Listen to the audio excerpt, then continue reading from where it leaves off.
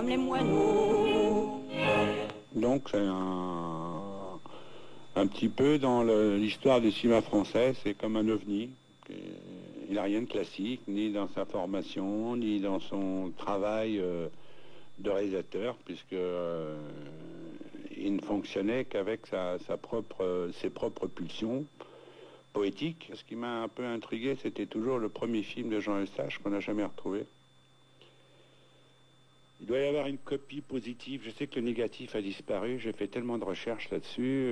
J'ai retrouvé des acteurs qui jouaient dans ce premier film, qui était assez extraordinaire parce que ça s'est tourné au-dessus de la rhumerie, boulevard Saint-Germain. Je sais que Paul Vecchiali était un des comédiens. Et il me disait qu'il avait trouvé une jolie fille pour faire l'actrice, mais comme il s'était un peu arsouillé la nuit, elle n'a pas pu venir le matin, et comme tout était prêt, ils sont descendus boulevard Saint-Germain, et à 3, ils arrêtaient toutes les jolies jeunes filles en disant « Est-ce que vous voulez pas faire du cinéma ?» Et finalement, ils en ont trouvé une qui a dit « Oui, pourquoi pas, vous avez l'air sympa », et c'est elle qui a tourné. Donc c'était une époque romantique, aérée, poétique perdue. Tous ces gens-là pouvaient se subvenir avec peu de moyens. C'était quand même l'époque dorée de Saint-Germain où ce n'était que fête, rencontre, amour, plaisir, beuverie, en toute simplicité. Voilà un petit peu le personnage qui nous attire dans ces filets, parce que ces films gardent cette attraction, parce que les années passent. Nous voilà 30 ans, 40 ans après, et j'ai bien vu au Festival d'Angers tous ces jeunes gens et ces jeunes filles qui étaient fascinés par ce cinéma radical, ce cinéma intransigeant, ce cinéma coupé, haché, resserré, beau, il y a toujours un peu une larme à l'œil. En même temps, quand on voit le Père Noël aussi avec Jean-Pierre, plein d'humour, il avait un regard amusé quand même sur le Père Noël qui fait de la drague. Donc au Robinson, c'est tout le temps la bonne distance avec la fiction, et cet œil enjoué est toujours quand même fasciné par la séduction.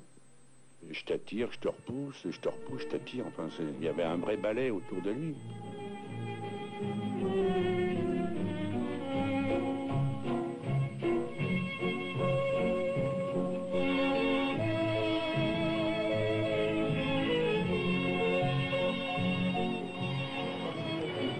J'ai côtoyé Eustache de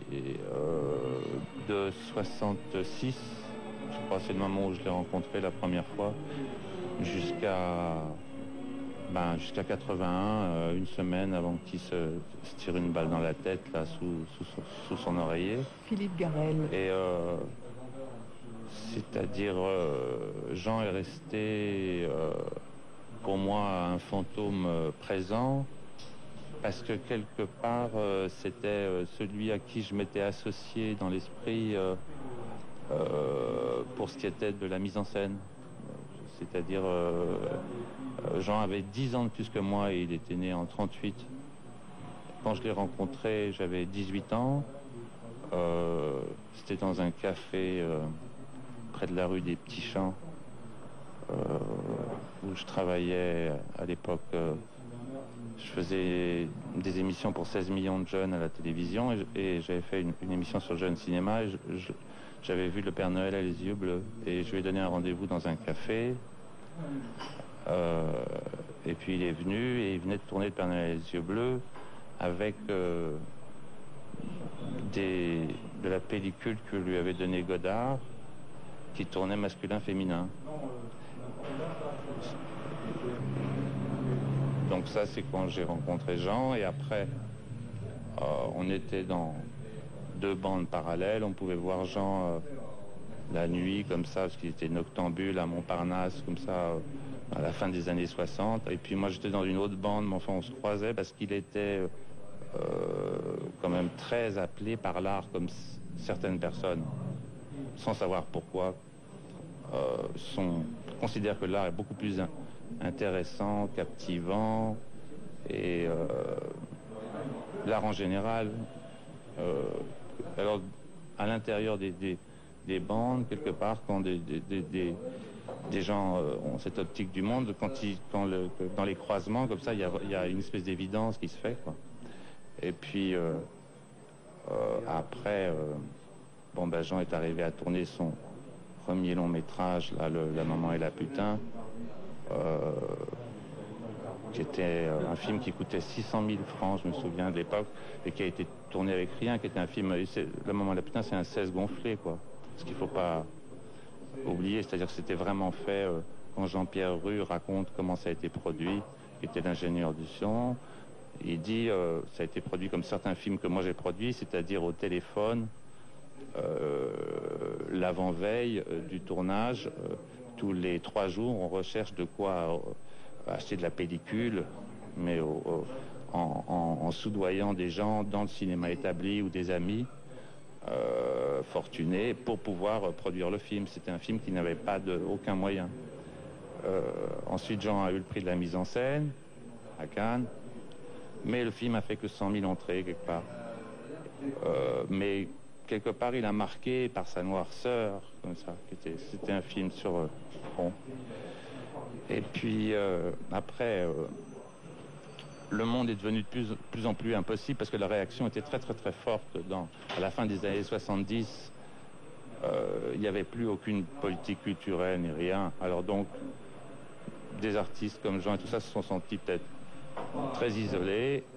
Le premier drame, ça a été que, puisqu'il avait eu le prix de la mise en scène à Cannes, la Gaumont l'a produit. Enfin, c'est quand même Pierre Cottrell qui était quelqu'un de la rue de Pierre Ier de Serbie, du Losange, comme ça, qui avait produit La maman et la putain, qui a été l'exécutif pareil de Mes petites amoureuses. Mais quand le film, c'était un film très très particulier, avec un esprit Jean Vigo ou quelque chose, et quand la Gaumont a sorti le film, ils l'ont envoyé, je me souviens, sur les grands boulevards, Place Clichy, dans tous les grands cinémas populaires comme ça. Et c'était impossible parce que c'était un film bressonien, très très... qui était sous-expressif par rapport à l'enfance et tout ça. Donc là, ça a été la catastrophe. Ça, c'est la première blessure, je pense, et de cette catastrophe, il ne s'est jamais relevé. Parce qu'après, il n'a plus jamais eu de moyens.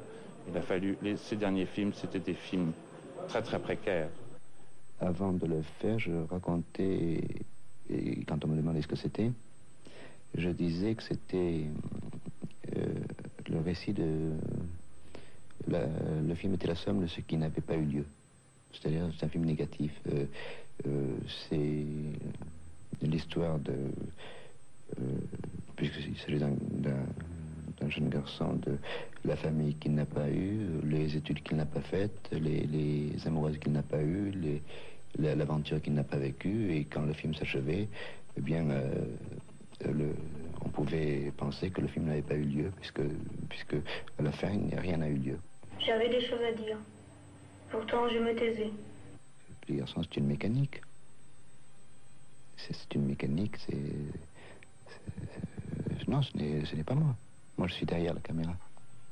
Les questions qu'il se pose, sont des questions que je me suis posées. C'est pour...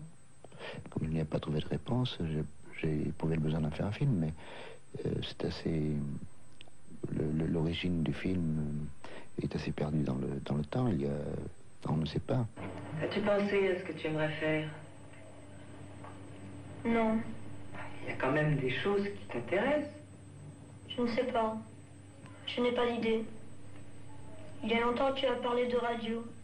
Tu as dit que c'était un bon métier. Oui. José peut essayer de trouver quelqu'un avec qui tu pourrais apprendre tout en travaillant. Tu connais des gens. Mais c'est pas facile dans une petite ville. En attendant, il faut que tu fasses quelque chose. Ah, ils sont culottés les gosses aujourd'hui, hein. Ils ont aucun respect pour quoi que ce soit. J'essaie de maintenir le mien à l'école et il va rien savoir, hein. Faire le temps, il est petit. Le temps, quand j'avais son âge, moi, mon père m'emmenait avec lui travailler la terre.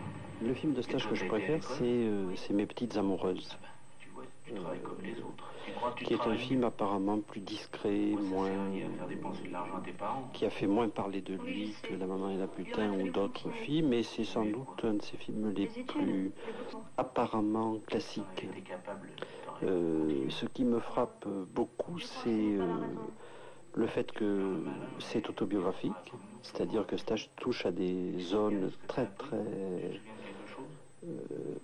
importantes pour lui, sa vie, pour ce qu'il est devenu, son rôle, enfin son métier de cinéaste. Ça touche aussi à un lieu qui est son lieu d'origine.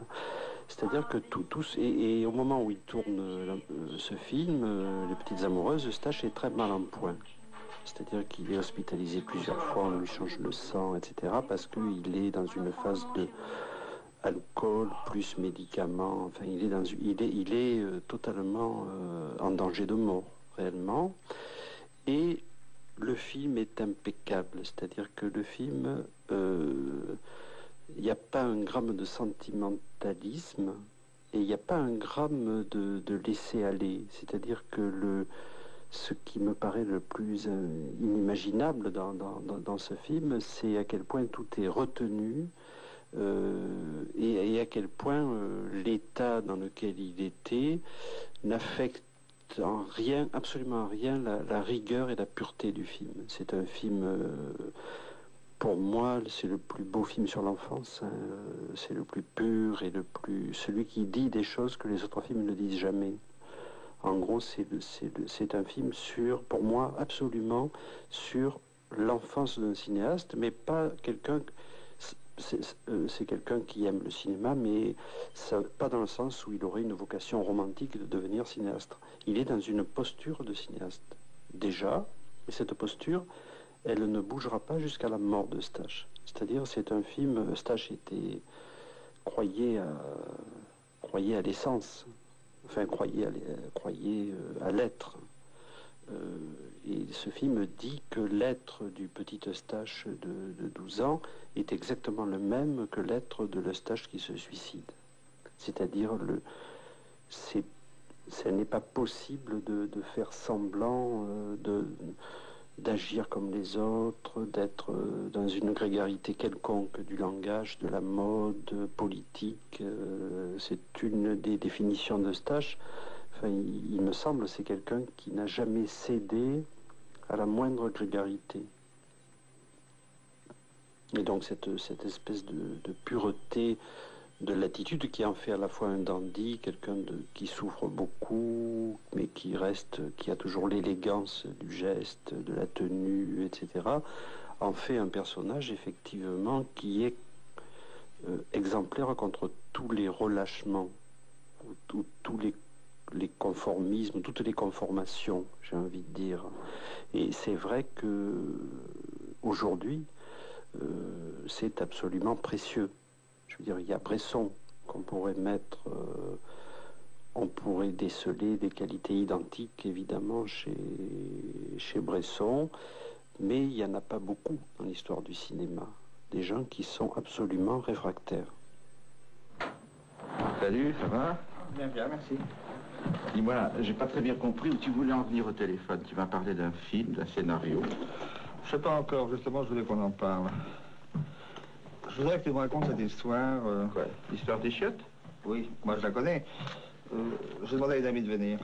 Michael Lansdal, vous avez travaillé avec Jean Eustache, notamment dans Une sale histoire. Oui, c'est la première fois qu'il m'avait contacté et j'étais évidemment très heureux parce que j'aime beaucoup son travail. Enfin, j'aimais beaucoup son travail. J'aime son travail et j'étais vraiment très ému. C'est quelqu'un que j'aimais bien parce qu'il était très discret.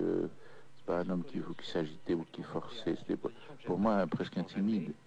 Mais je crois que sa vie a été très difficile vis-à-vis du cinéma parce que c'était pas un homme à aller voir les producteurs, à savoir faire comme un certains metteurs en scène assez, comment est-ce qu'on dit, qui parlent bien, et lui, c'était toujours intérieur, ce qu'il faisait. C'était pas un homme de, oui, c'était pas un fonceur, quoi. Et alors, c'est le rôle qu'il vous avait confié dans cette sale histoire, c'était un personnage qui ressemblait à beaucoup de personnages qu'on vous a donnés à une certaine époque, d'ailleurs, de personnages un peu provocateurs, inquiétants, non? Oui, c'est tombé dans cette période-là, mais enfin, c'est pas pour ça, je crois qu'il m'avait vu, je sais plus où, je pense. Et il m'a dit, ça fait longtemps que je voulais travailler avec toi, mais je n'avais pas l'occasion. Alors voilà, donc on a fait cette histoire qui en fait était... vous l'avez vu le film, oui.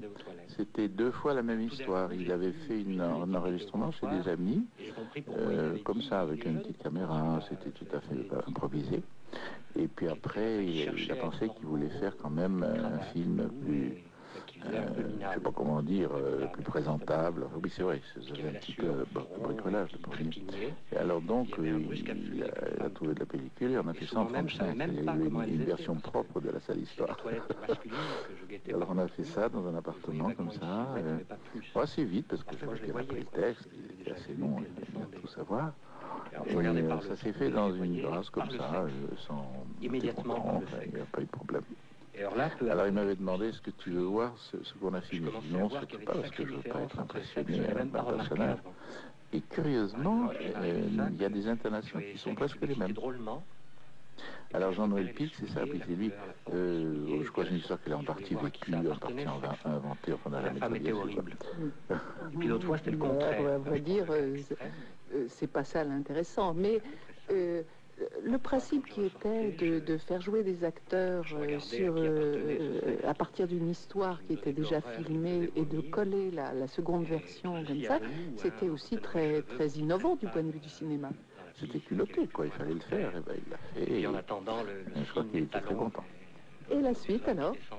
La suite est triste parce qu'il m'a appelé 2-3 ans après en me disant voilà, j'ai un petit sujet de hommes qui parlent au téléphone, de leurs amours et tout ça.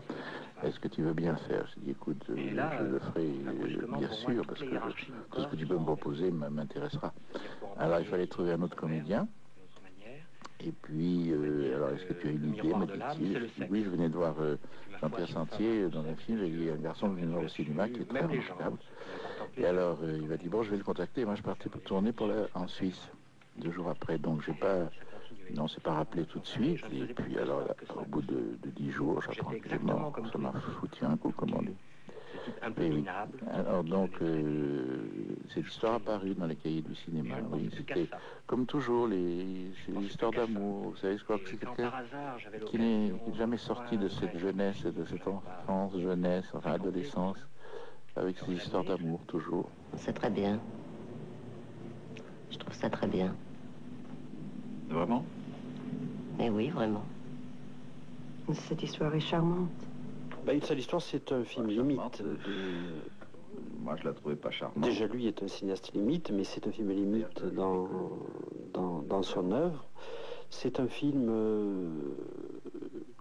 qui a une morale extrêmement forte du cinéma qui dit on peut tout dire pourvu que l'image soit d'une dignité absolue. C'est-à-dire le cinéma peut tout énoncer, la parole peut tout dire, il n'y a aucune raison de censurer ce que les mots peuvent dire, à condition que ce soit racheté par une image impeccable.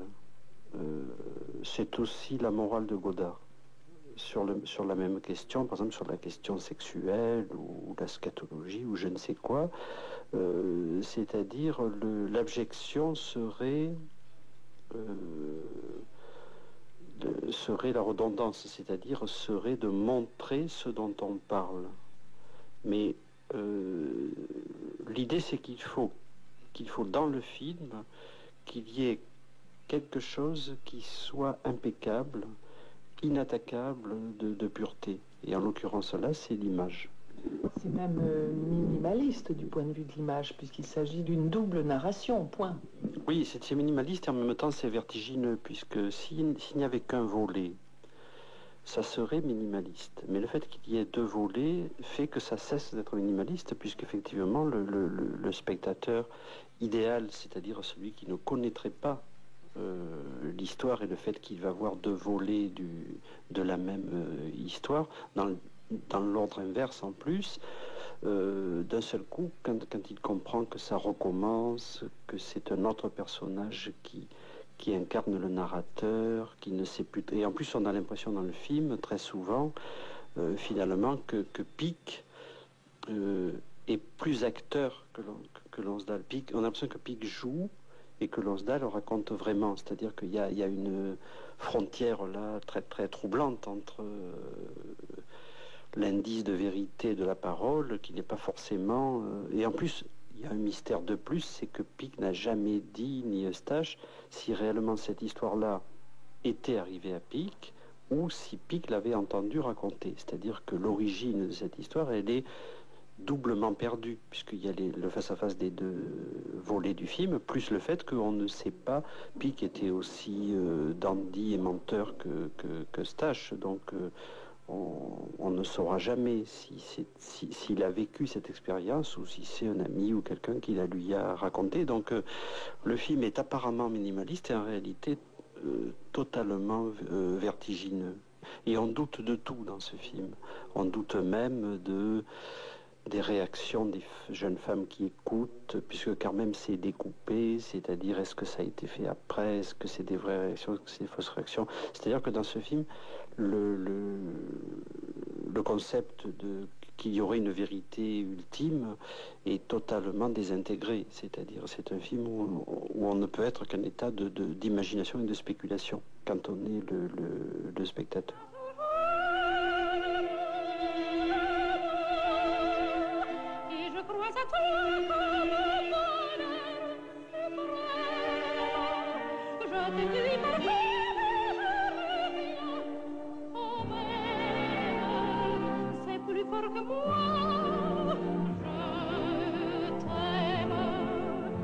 Est-ce qu'on pourrait dire, Alain Bergala, que à chaque fois, Eustache invente la forme du film qu'il est en train de faire? Tout à fait, en cela, il est un des plus grands cinéastes de tous les temps, enfin, je pense. C'est-à-dire que c'est à la fois, c'est quelqu'un qui n'a jamais fait 2 fois un film qui ressemblait aux autres, enfin, ou à un de ses précédents films. C'est-à-dire chaque film est un projet nouveau et il n'y a pas d'époque au sens où un peintre traverse une époque puis une autre, etc. C'est-à-dire que chaque film est une époque, on pourrait dire, de son œuvre. Et je suis sûr que si on n'avait pas la chronologie, imaginons que dans 100 ans quelqu'un retrouve tous les films d'Eustache, ça serait à peu près impossible d'établir une chronologie. Alors qu'il y a des cinéastes où on pourrait établir une chronologie, puisque chaque projet est absolument singulier. Il y a un très grand effacement de lui-même, malgré tout, dans ce cinéma-là. Et pourtant, quand on est devant 3 plans d'Eustache, on n'a aucun doute qu'on est devant un plan qu'on est dans un cinéma. C'est-à-dire, ce que fait vaciller Eustache, c'est la politique des auteurs, au mauvais sens du terme, ce qui est devenu la politique des auteurs, disons, 10 ans après que les cahiers les exprimaient. C'est-à-dire que Eustache, son centre est nulle part. Il n'y a pas un style Eustache, si on compare les différents films. Et pourtant, Eustache est pour moi, presque l'auteur absolu. Donc là, il y a aussi un vrai mystère. C'est lié aussi à le statut d'Eustache. Eustache arrive avec 8 ans de retard. La nouvelle vague, en gros, est née en 30, à peu près, enfin, à part Romer. Lui, il est né en 38. Il a du retard parce qu'il est provincial et qu'il est inculte. Donc, il lui faut le temps de monter à Paris, de rencontrer les cahiers par hasard, puisque c'est sa femme qui travaillait au cahier. Donc, il s'approche un peu, il écoute, il écoute un peu ce que se disent ces gens qui sont quand même 8 ans, ça compte. Quand on a 22 ans, ou je veux dire 8 ans, ça compte. Donc, ils se sentent très jeunes par rapport à la nouvelle vague. Et la nouvelle vague devient célèbre très vite. Et lui, il aurait pu tout rater, Eustache. Il était dans une posture idéale pour tout rater. C'est-à-dire soit de devenir un imitateur de la nouvelle vague, soit un maniériste de la nouvelle vague. Puisque généralement, les maniéristes, c'est cette génération-là qui arrive juste après que quelque chose de fort ait eu lieu. Et lui, il a une intelligence intuitive formidable, c'est qu'il comprend que cette posture-là, il ne peut pas hériter de la nouvelle vague. C'est trop tôt, il est entre deux générations. Et du coup, il choisit de faire quelque chose qui est un cinéma qui ne ressemble qu'à lui et qui est un cinéma de la plus grande pureté du cinéma et de la plus grande simplicité du cinéma. Il commence un peu par le documentaire. Oui, ceci dit, tous les films je veux dire, Eustache est un cinéaste chez qui il est très très difficile de distinguer le documentaire et la fiction. À l'intérieur même des films, c'est-à-dire que quand on voit arriver Piala dans Mes Petites Amoureuses, c'est un documentaire sur Piala à ce moment-là, plus qu'un personnage de fiction. C'est très très... Mais c'est vrai que il commence par la base du cinéma, c'est-à-dire capter des choses. Avant tout, capter des choses. Et même ces fictions sont fondées sur la même morale, c'est-à-dire le cinéma, c'est avant tout une caméra qui tourne et qui capte ce qu'il y a devant. Et ce n'est pas très différent que ce qu'il y a devant soit du réel, soi-disant brut, ou du réel mis en scène. C'est-à-dire que bon, là, j'ai été totalement secoué enfin, par la version complète là, de Numéro 0, qui est pour moi un des plus beaux films que je connaisse, enfin, une émotion incroyable et qui charrie beaucoup plus de scénario qu'un film de fiction. C'est-à-dire quand on voit Numéro 0... Le film sur sa grand-mère. Sur sa grand-mère. Hein, elle raconte 10 films, surtout sur la maladie, la guerre, les relations de famille, la campagne, etc. C'est-à-dire que la frontière documentaire-fiction chez Eustache, elle est encore plus fragile que chez les gens de la Nouvelle Vague, que chez Godard ou que chez d'autres. Lui, c'est vraiment impossible à tracer cette frontière. Il a fallu 2 ans à Jacques Leglou pour collecter les œuvres de Jean Eustache et les montrer d'abord à Angers, puis au cinéma Le Saint-André des Arts.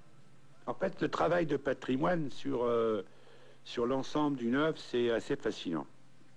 Quand vous réussissez disons, à repérer d'abord son enfance, son adolescence, le service militaire, ses premières amours, comment il fait un premier film, comment il va se définir, comment il fait son...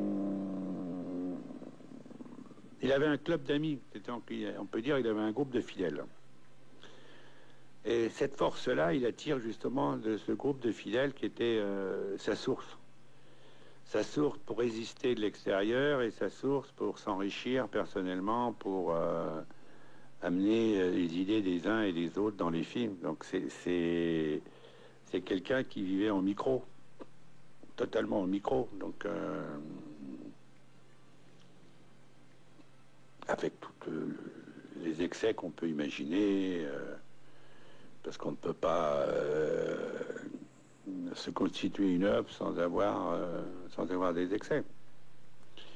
Qui vit sans folie n'est pas aussi sage qu'il croit. Donc on devrait trouver, je laisse ça au psy, mais de la mégalo, de la parano, tout ça me semble tout à fait logique avec la création, parce que il y a tellement d'ennemis au sein de la société pour nous rendre lisses comme Monsieur Tout-le-Monde. Donc il faut une force de création pour créer cette résistance.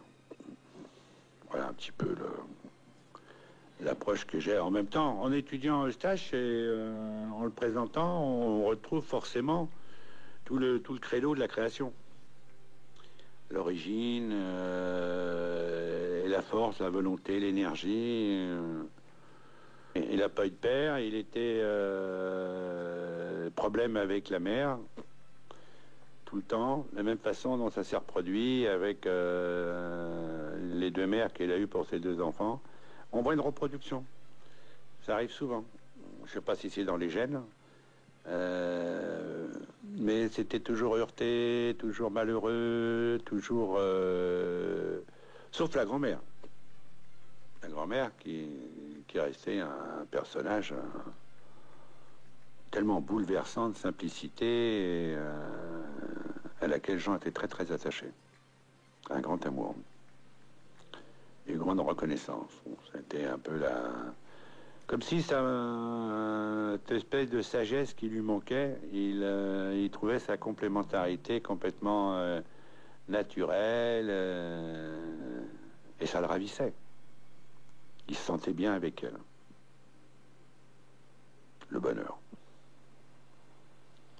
Pas longtemps, mais le bonheur quand même. Oui, revenait toujours. Tout le temps. Il a besoin de la voir, il a besoin de lui parler, et surtout il a besoin de l'entendre. Parce qu'elle était sage. Elle savait. Lui avait l'impression de ne pas savoir. Et je vais vous redire maintenant, quelques années après, ce que je vois. Au bas du tableau à droite. Alors il y a un cochon, demi-habillé en religieuse. À moins que ce ne soit une religieuse demi-nue, plus ou moins transformée en cochon, qui de son groin tente d'embrasser dans l'oreille un homme nu. Et cet homme nu a un geste, tient la tête du cochon ou de la religieuse.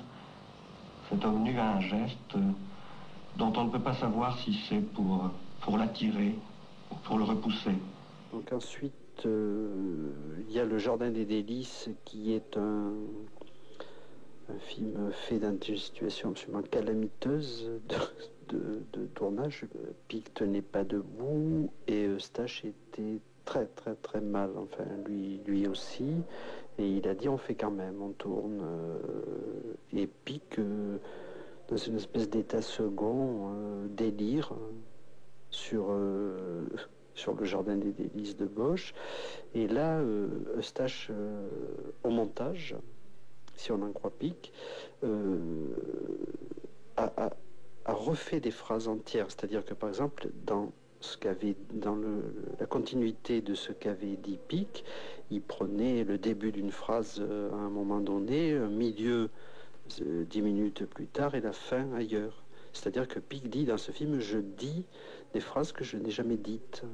Donc là, c'était vraiment, à partir de ce matériel un peu alcoolisé et comme ça, il a refait un discours.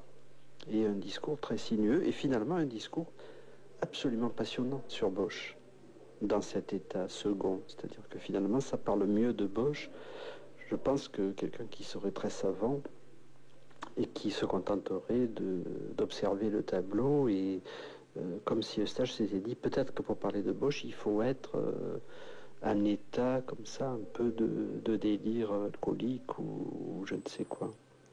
Donc voilà, et puis les 2 derniers films, donc enfin c'est Les photos d'Alix et Offre d'emploi. Offre d'emploi, je ne l'ai jamais vu. C'est des films rares à voir. Les photos d'Alix est un film magnifique, mais là vraiment minimaliste.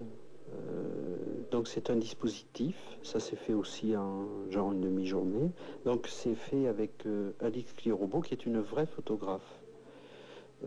Qui est une femme qui est morte assez jeune parce qu'elle était asthmatique, et c'était la compagne de Jacques Roubaud, et donc elle était photographe, et ça commence de façon très simple. Donc elle est assise à côté du fils d'Eustache et elle commande des photos, et au début elle commente vraiment les photos, c'est-à-dire qu'elle dit là il y a un lit, c'était à Londres, etc. Et puis petit à petit s'introduit un décalage entre ce qu'elle dit et ce qu'on voit. C'est-à-dire qu'il a pris les gestes des mains sur une photo et il a mis le commentaire d'une autre photo. C'est un cadeau absolu à l'imaginaire du spectateur, et ça rend compte aussi de quelque chose qui était très étrange chez cette femme, chez cette photographe. Et il y a aussi le plaisir de filmer son fils, puisque son fils est celui à qui on décrit les photos, c'est-à-dire il a filmé sa grand-mère et à la fin il filme un de ses fils, quoi. C'est-à-dire que là aussi il y a une contradiction absolue entre le super dandy parisien, dragueur, etc., et puis la famille, finalement, enfin la filiation, disons, la grand-mère, le fils, quelque chose qui est de l'autre France, enfin. Il a été toujours double, Eustache. Je pense, enfin, son origine, sa famille, sa grand-mère, la région, Narbonne, etc., et puis le plus artificiel de la vie parisienne, enfin, le plus daté, le plus à la mode, le plus branché, on dirait aujourd'hui, de la vie parisienne. Il a été toujours les deux en même temps.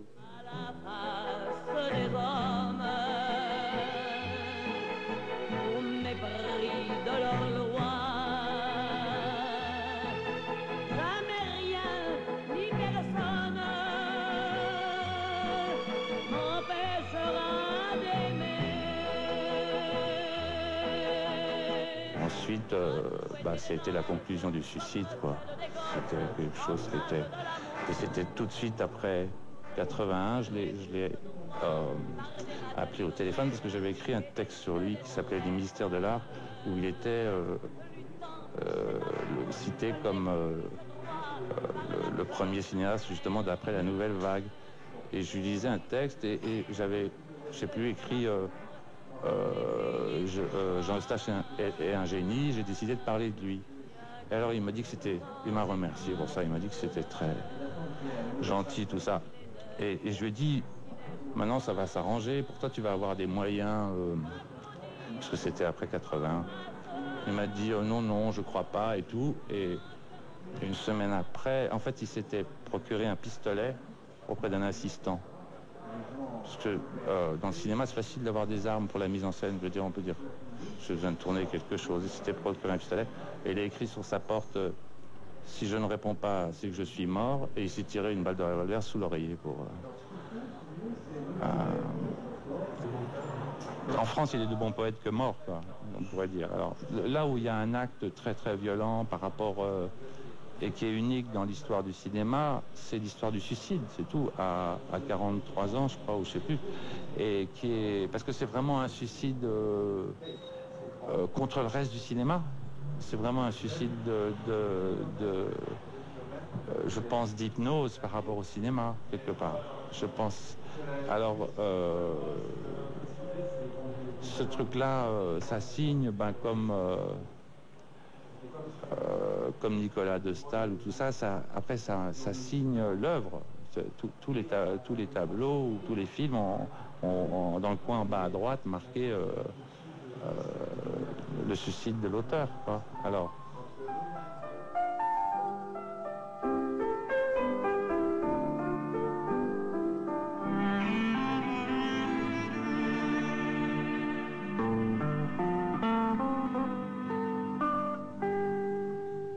Quand la vie ne veut plus sourire, quand le cœur est lourd de regrets, alors une chanson vient vous dire, en vous berçant d'anciens secrets.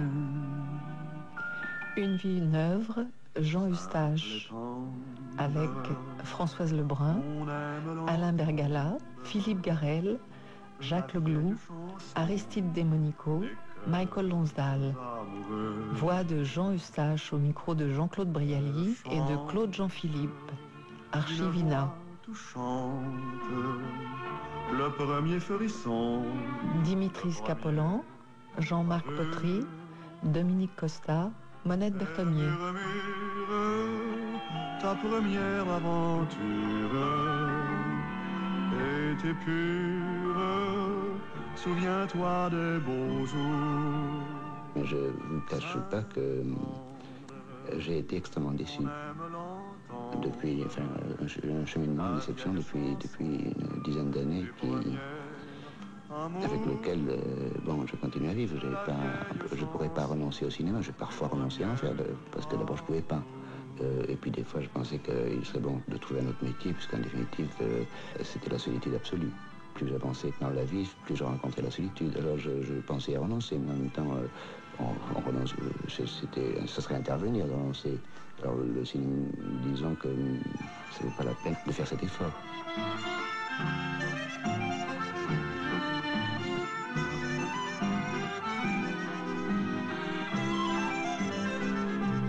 Elle murmure ta première aventure était pure, souviens-toi des beaux jours, simple et tendre, on aime l'entendre, la vieille chanson du premier amour, la vieille chanson du premier amour.